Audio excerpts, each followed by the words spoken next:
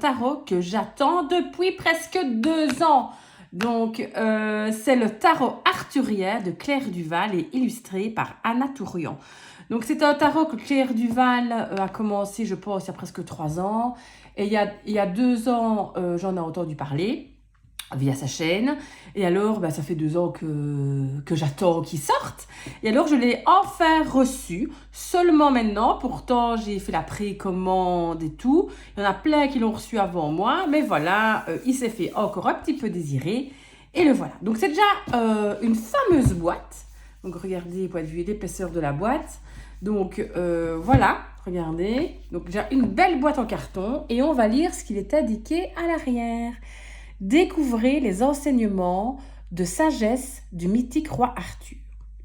La légende arthurienne, magnifique et vivante comme l'eau des ruisseaux, s'adapte aux époques et aux conteurs de tout temps. Grâce aux 78 lames divinatoires marquées par l'occultisme de la fin du XIXe siècle, voyagez vers le royaume brumeux d'Avalon et pénétrez dans un monde subtil plein de mystères et de surprises à la rencontre de votre être véritable.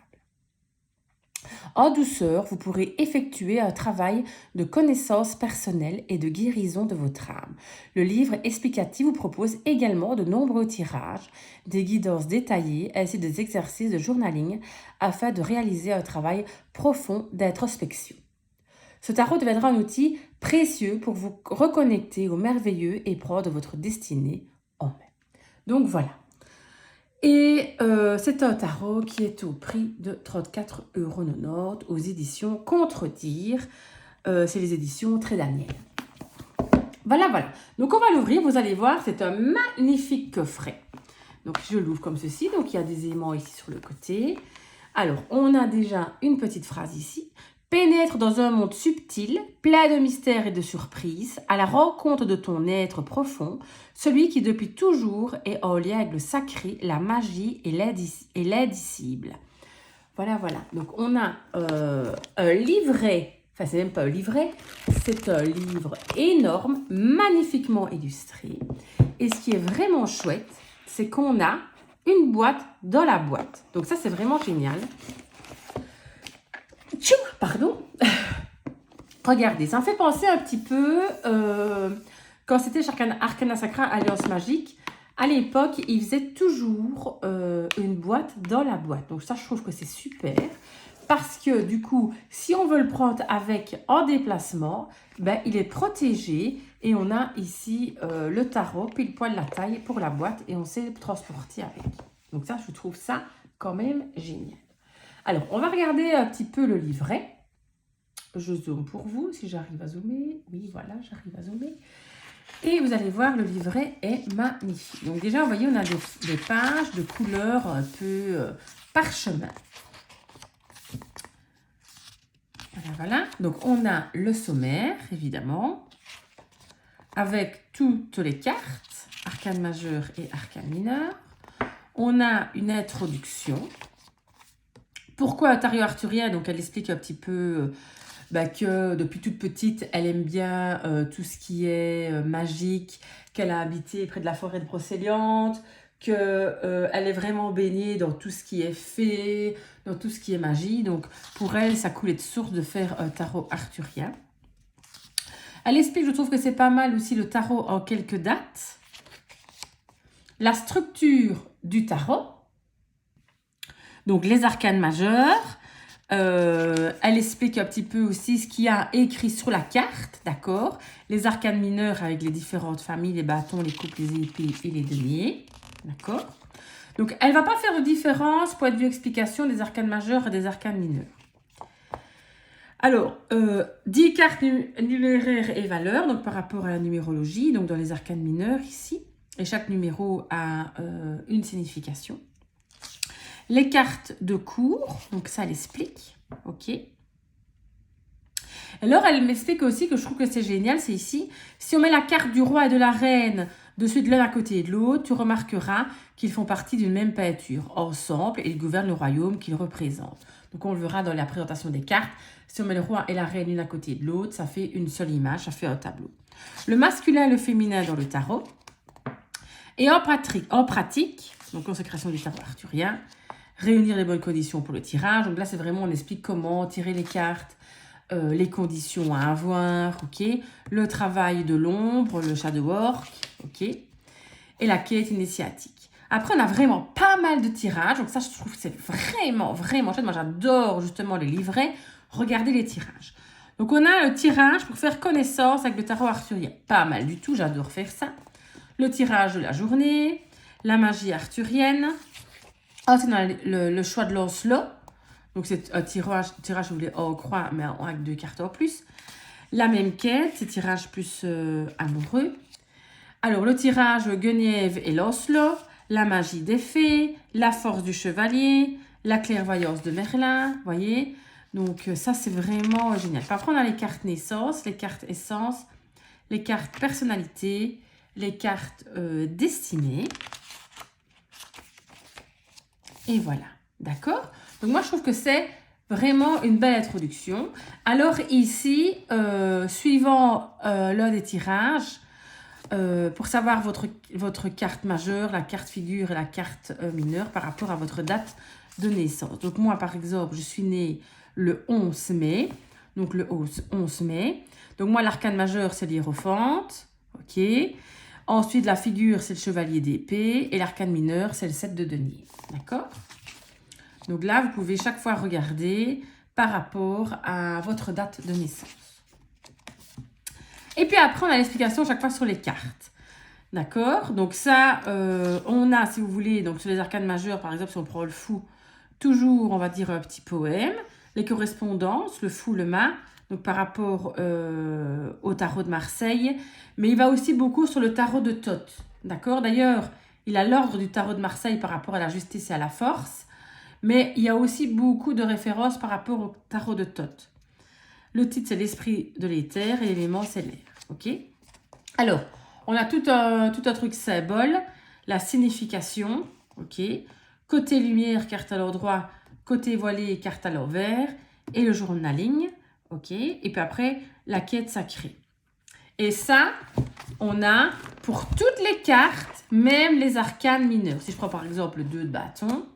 Donc là, déjà, pardon, on a une représentation quand même grande de la carte super en couleur. Vous voyez, on a les symboles, la signification de la carte par rapport à ce qu'elle a marqué sur la carte. Là, ce sont les mots-clés côté lumière et les mots-clés côté voilé, côté inversé. Alors, point de vue mots-clés, il y a quand même quelques différences que j'ai remarquées par rapport aux mots-clés traditionnels du tarot. Donc voilà, là, c'est les mots-clés pour Claire Duval. Maintenant, si vous avez un livre sur le tarot classique, je pense par exemple le livre de Rider-Waite de Emmanuel Léger, ça fonctionne, il n'y a vraiment aucun souci, d'accord? Donc il vous suffit de prendre un support en plus ou même un autre livre de tarot qui respecte les mots-clés vraiment traditionnels et vous les avez. Hein? Donc voilà, d'accord? Et à la fin, on a, si vous avez envie de voir bibliographie sélective, en tout cas une grosse partie des livres qu'elle a utilisés et des références pour faire ses recherches, car elle a vraiment fait des recherches très approfondies sur ce tarot. Donc c'est quasi 3 ans de travail, donc voilà. Puis c'est à propos de Claire, et là on a à propos aussi de Anaturian. D'accord? Donc voilà pour ce magnifique livre sur le tarot arthurien. Maintenant on va passer aux cartes, c'est quand même ce qui nous intéresse le plus, n'est-ce pas? Si j'ouvre la boîte, donc notre boîte en carton, hein. Donc on a une boîte comme ceci, vous voyez, facile à ouvrir. Voilà, on a les cartes ici, donc je vais mettre ça de côté. Donc c'est une boîte vraiment en carton, voilà. Avec le dos de carte, donc c'est la rose. Hop. Comme ceci, là, de l'autre côté de l'intérieur de la boîte. Et voilà les cartes. Donc on a une double rose ici, donc on peut évidemment les lire facilement à l'envers ou à l'endroit. On a une dorure mat légèrement brillante. C'est pas super brillant, donc elle est magnifique. Et c'est vraiment parfait pour mon fond. Et alors, point de vue taille de carte, on a vraiment une taille de carte tarot classique. Et point de vue solidité des cartes, c'est vraiment une qualité top du top. D'accord? Donc voilà. Alors, on va passer les cartes une par une et on va regarder un petit peu. Vous allez voir, C'est vraiment très représentatif du travail d'Anaturian. Donc, si vous avez déjà des tarots d'elle, vous allez vraiment reconnaître. Et alors, les arcanes majeures, les noms ont été un peu modifiés. Donc, mais bon, ils sont quand même assez représentatifs. Donc voilà, ici, un peu le fou, c'est le fou des bois. Vous voyez? La magicienne. Et alors, il faut vraiment regarder ce qui est important, tous les détails. C'est vraiment une carte remplie de détails. Donc, je pense que c'est un tarot qu'on doit vraiment utiliser pour tout ce qui est la symbolique, de tous les détails et tout ça. La grande prêtresse. L'impératrice. L'empereur. Le hiérophante. Regardez, on voit tous les détails qu'il y a. Là, elle dit dans sa Claire Duval qu'elle a beaucoup assisté sur tous les détails qu'il y avait sur la carte du hiérophante. Vous voyez, là, le loup, la paire de lunettes, vous voyez. L'amoureux. Le chariot.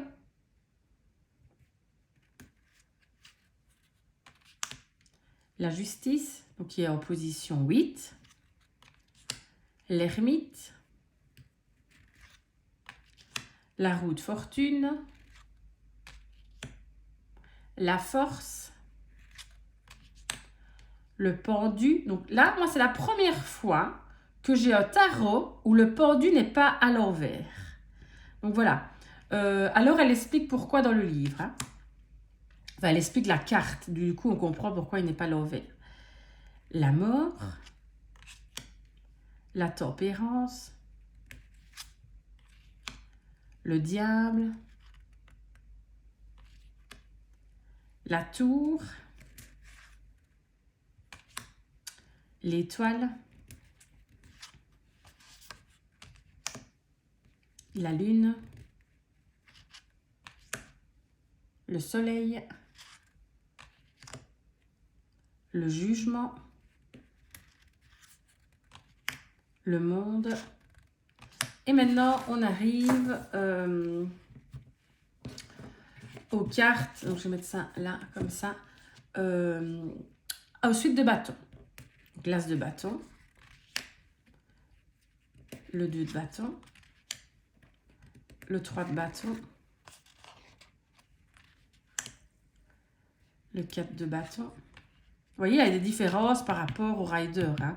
Le 2 de bâton, ici, on a vraiment des différences par rapport au rider. Donc, il y a quelques différences d'interprétation. Le 5 de bâton, donc là, non, pas du tout, c'est très classique. Le 6 de bâton aussi. Le 7 de bâton. Le 8 de bâton. Le 9. Le 10. Le roi de bâton. La reine, alors regardez. Voyez? Ça fait une scène. Je trouve que c'est chouette ça. Je trouve que c'est vraiment chouette. Le chevalier de bâton. Et ce qui serait intéressant vraiment, c'est qu'elle a vraiment bien expliqué pourquoi la carte. Donc, c'est bien d'aller lire dans le livre la définition de la carte. Vous voyez pourquoi est-ce que c'est ça dessus. Donc, je trouve que c'est vraiment chouette. L'as de coupe, donc c'est ce qu'il y a sur la boîte. Le 2 de coupe. Le 3 de coupe. Le 4 de coupe. Le 5. Le 6 que je trouve magnifique. Le 7 de coupe. Attendez, je prends les cartons. Mais là, voilà. Le 8. Le 9. Le 10 de coupe. Le roi de coupe. Regardez. Je vous montrerai chaque fois vous montrer ça. Regardez, voilà. Hop. Voyez. Et la reine qui regarde son roi.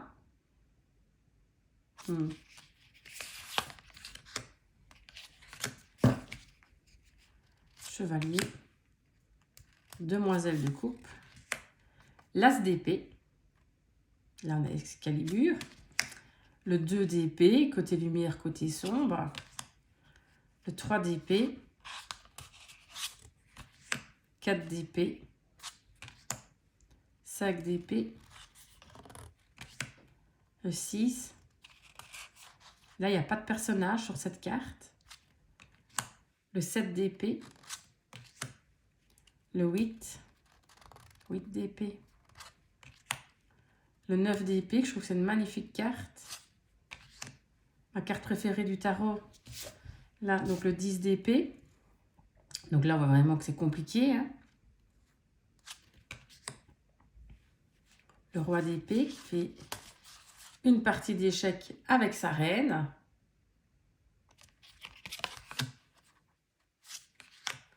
Chevalier d'épée.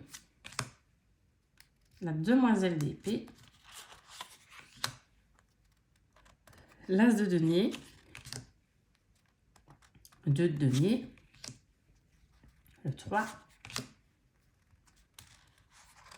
Le 4. Le 5. Le 6 de denier. Le 7. Le 8 de denier.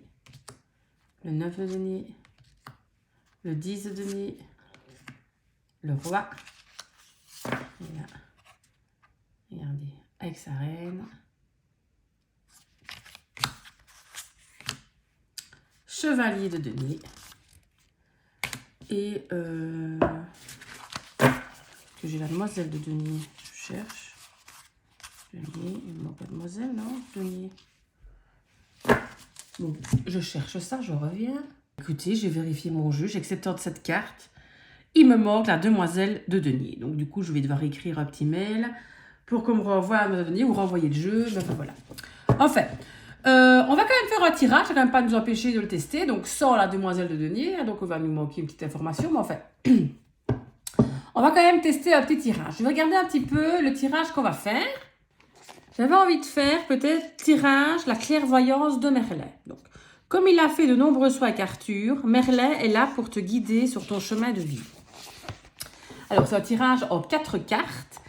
Donc, la première carte, qu'est-ce qui m'a amené dans cette situation? La deuxième, comment est-ce que je la gère aujourd'hui? La troisième, vers où est-ce que je me dirige? Et la quatrième, le conseil de Merlin pour m'assurer de ses avenirs ou le changer s'il ne me plaît pas. D'accord? Donc, je trouve que c'est pas mal du tout.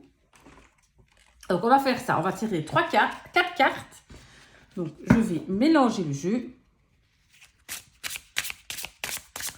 Ça m'ennuie quand même un petit peu cette histoire que je n'ai pas la demoiselle de denier. Donc, je vais renvoyer le jeu. Hein. Voilà. Je ne sais pas comment ça se fait. C'est la première fois que ça m'arrive. On mélange bien le jeu.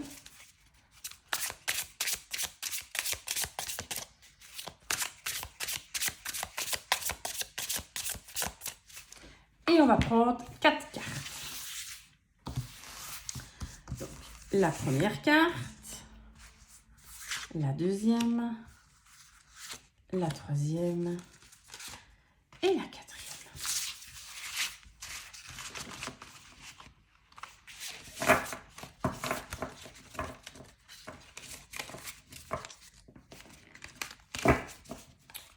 Voilà, voilà. Hop, hop et hop. Hop, ok.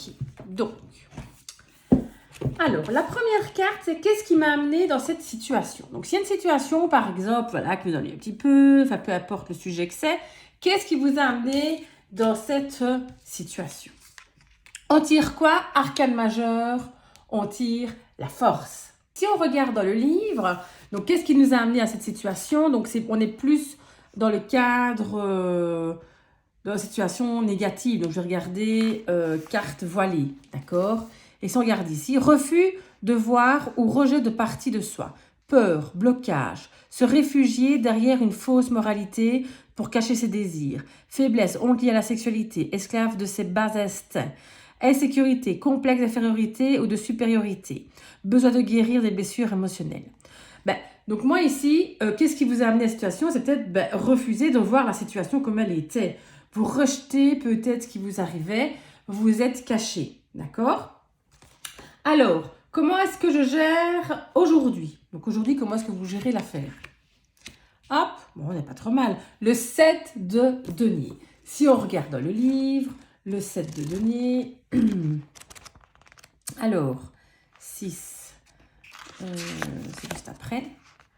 6, 7. Ok. Patience, récolte, analyse du passé. Juste récompense du travail effectué. Croissance personnelle par le travail. Profitez de cette réussite. Donc ben là, aujourd'hui, comment est-ce que vous gérez l'affaire? Vous gérez l'affaire vraiment très bien. Vous arrivez certainement maintenant à voir un petit peu plus loin que le bout de votre nez. Vous arrivez à profiter des choses que vous avez acquises parce que le denier, c'est quand même tout ce qui est matériel, argent et tout ça. Et là, aujourd'hui, en tout cas, vous arrivez quand même à profiter un petit peu et à gérer la situation parfaitement. Vers où est-ce que vous vous dirigez dans le futur? On a la lune, qui est aussi un arcane majeur. Donc, on va à la lune. Alors, je la cherche. Hop, hop, hop. Ah, je l'ai passée. Je viens de la passer. Voilà. La lune, ici. Ok. Alors, qu'est-ce qu'on a pour la lune?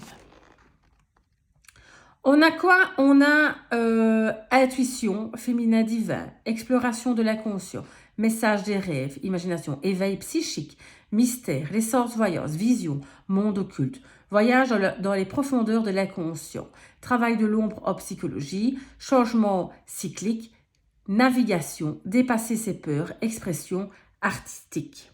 Ok?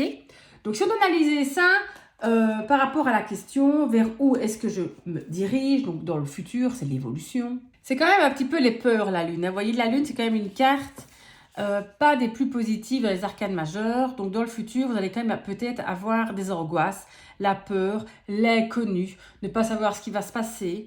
Ok, donc c'est vraiment une carte qui va porter vraiment sur les craintes qu'on a et les doutes qu'on a. Donc, dans le futur, vous allez avoir quand même encore des doutes par rapport à cette situation. Mais la lune, c'est aussi une carte d'intuition. Donc, il faudra certainement aussi écouter votre intuition, d'accord, dans le futur. Quel est le conseil? Donc, si on prend la 4e carte qui est là-haut, le conseil de Merlin pour m'assurer de cet avenir ou le changer s'il ne me plaît pas. Donc, c'est vrai qu'avoir des doutes dans le futur et tout ça, on aimerait bien quand même un petit peu changer ça. Donc, qu'est-ce qu'on pourrait faire? Quel conseil est-ce qu'on a? Le 4 de bâton. Donc, le 4 de bâton, c'est quand même une belle carte, le 4 de bâton. Alors, roi de bâton, 4 de bâton, il est ici. Le 4 de bâton, ordre, structure, construction, stabilité, fiabilité, repos mérité après l'effort, opticine, célébration d'une réussite, accomplissement, sécurité.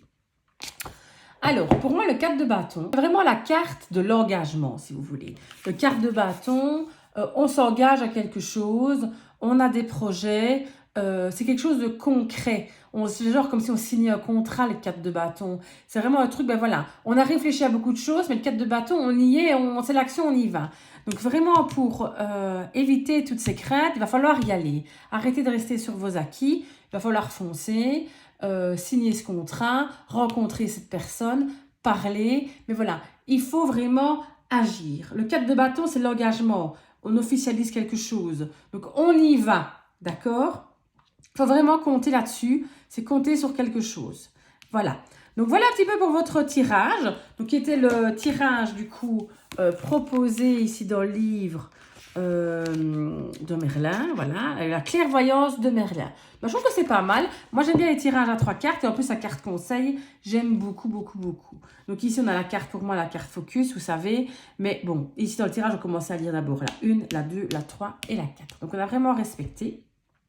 Donc ici, c'est vraiment un jeu que je trouve magnifique, mais magnifique, magnifique. Regardez-moi ça. Je trouve trop beau. Il aurait été très beau aussi avec les tranches noires. Mais enfin, elles sont dorées. C'est très beau aussi. Ici, voilà, je vais devoir quand même faire quelque chose parce qu'il me manque quand même une carte, ce qui est un peu dommage. Mais enfin, ça arrive. Donc voilà ici un petit peu le jeu. Donc je vais le ranger du coup soigneusement. J'ai fait très attention en mélangeant pour pas l'abîmer vu que je vais le renvoyer. Je l'avais précommandé sur Amazon. Donc, c'est ce que je vais le renvoyer du coup. Hop. Hop. Il était comme ceci. Regardez la magnifique boîte. Voilà, c'était le tarot arthurien de Claire Duval illustré par Anna Tourian. J'espère que ça vous a plu, que ça vous donne peut-être des idées. Merci beaucoup de m'avoir écouté, ça me fait énormément plaisir. Je vous fais de gros bisous. À bientôt!